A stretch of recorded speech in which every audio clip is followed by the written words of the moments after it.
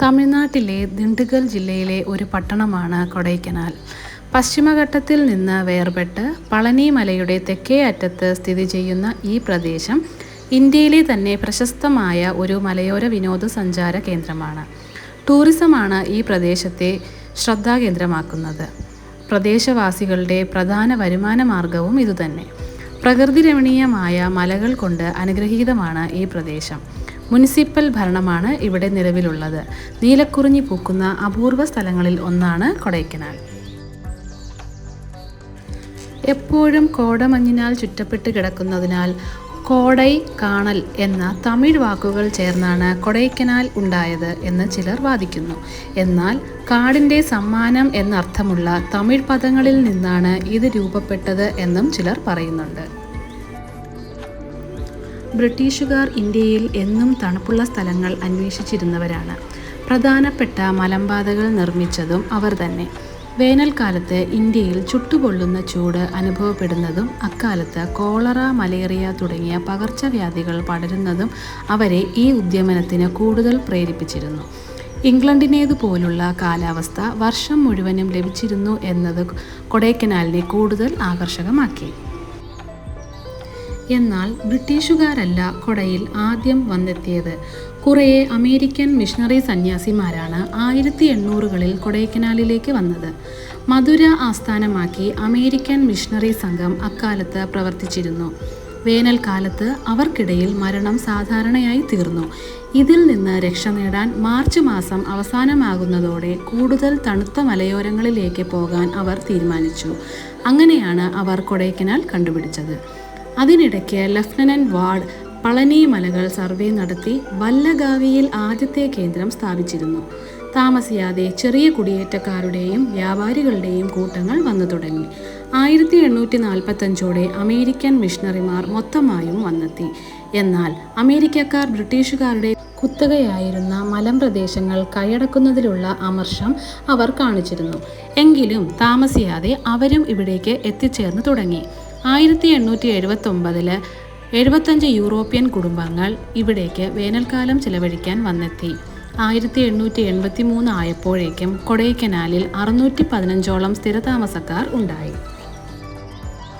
2000 വർഷങ്ങൾക്കു ശേഷം പാളയൻ എന്നും പുളിയൻ എന്നും പേരുള്ള 2 ആദിവാസി ഗോത്രങ്ങൾ പളനി മലകളിലേക്ക് കുടിയേറി.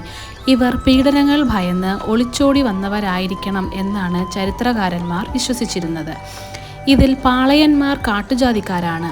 വേട്ടക്കാരായിരുന്ന ഇവർ ഇല കൊണ്ടും പുല്ലുകൊണ്ടുമുള്ള വസ്ത്രങ്ങളാണ് ധരിച്ചിരുന്നത്. കൊടൈക്കനാലിന് 40 കിലോമീറ്റർ അകലെയുള്ള കുക്കൽ എന്ന സ്ഥലത്തെ ഗുഹകളിൽ അവരുടെ ഗോത്രത്തിൻ്റെ തെളിവുകൾ കാണാം. പഴങ്ങൾ, തേൻ, ചെറിയ വന്യമൃഗങ്ങൾ എന്നിവയായിരുന്നു പ്രധാന ഭക്ഷണം. തീയുണ്ടാക്കാൻ കല്ലുകളും മറ്റും ഉപയോഗിച്ചിരുന്നു. പുളിയന്മാർ കൂടുതൽ പരിഷ്കൃതരായിരുന്നു. അവരാണ് പ്രത്യേക ചരിവുകളുള്ള ഗുഹാവാസസ്ഥാനങ്ങൾ ആദ്യമായി നിർമ്മിച്ചതും.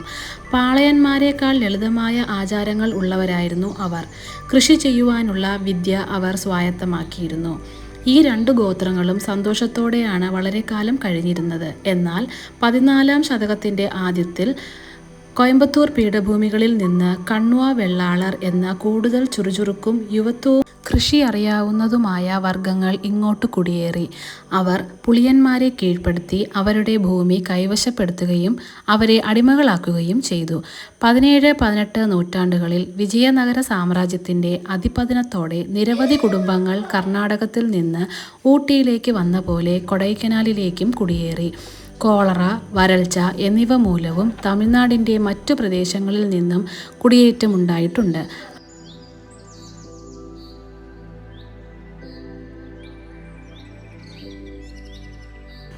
കൊടൈക്കനാലിലെ പ്രശസ്തമായ വിനോദസഞ്ചാര കേന്ദ്രങ്ങളിലൊന്നാണ് കോക്കേഴ്സ് വാക്ക്.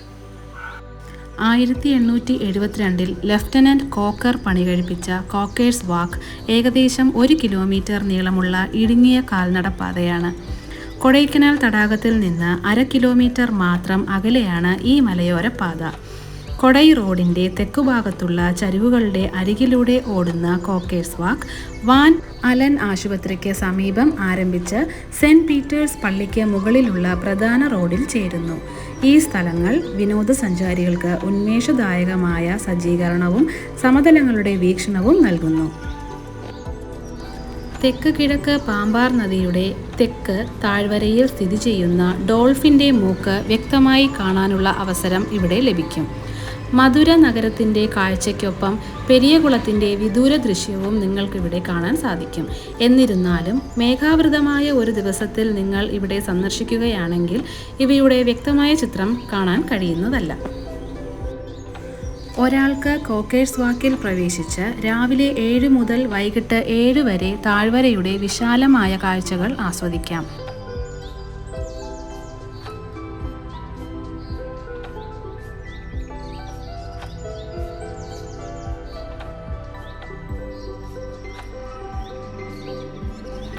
ദൂരദർശിനിയുള്ള നിരീക്ഷണാലയം അസാധാരണവും വ്യക്തവുമായ കാഴ്ചകൾ നൽകുന്നു. ഓരോ ആൾക്കും കുറഞ്ഞ പ്രവേശന ഫീസ് ഈടാക്കുന്നതാണ്. നഷ്ടപ്പെടാൻ പാടില്ലാത്ത ഒരു വിനോദസഞ്ചാര കേന്ദ്രമാണ് ഇത്. ഉച്ച കഴിഞ്ഞ് 2:30 മുമ്പ് സന്ദർശിക്കുമ്പോൾ കോക്കറിൻ്റെ നടത്തം നല്ലതാണ്. വൈകുന്നേരത്തോടെ താഴ്വര മൂടൽ മഞ്ഞ് മൂടുകയും കാഴ്ചകൾ തടസ്സപ്പെടുകയും ചെയ്യും.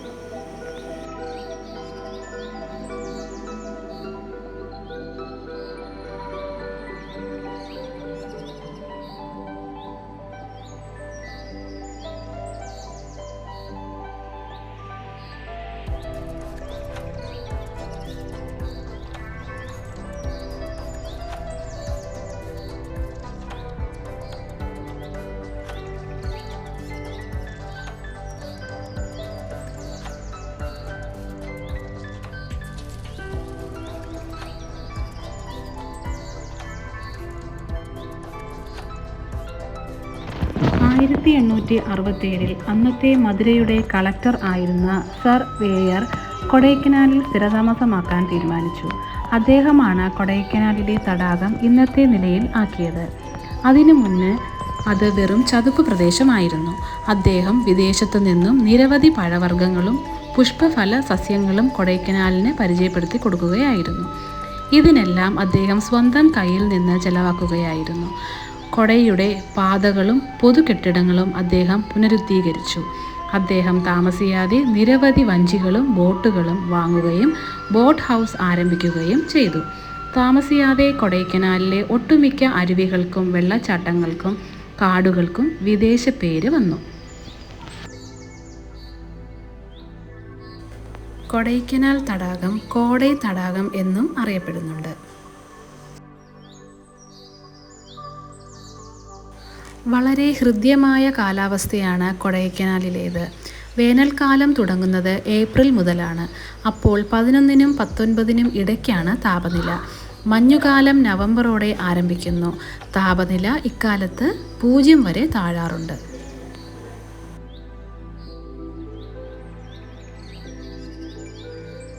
ഈ തടാകം കൊടൈക്കനാലിൻ്റെ ഏറ്റവും പ്രശസ്തമായ ഭൂമിശാസ്ത്രപരമായ അടയാളവും വിനോദസഞ്ചാര കേന്ദ്രവുമാണെന്ന് പറയപ്പെടുന്നു. വേനൽക്കാലത്ത് വിനോദസഞ്ചാരികളെ ആകർഷിക്കുന്ന ബോട്ട് മത്സരവും പുഷ്പ പ്രദർശനവും പതിവാണ്. തടാകത്തോട് ചേർന്നാണ് ബ്രയന്റ് പാർക്ക് സ്ഥിതി ചെയ്യുന്നത്.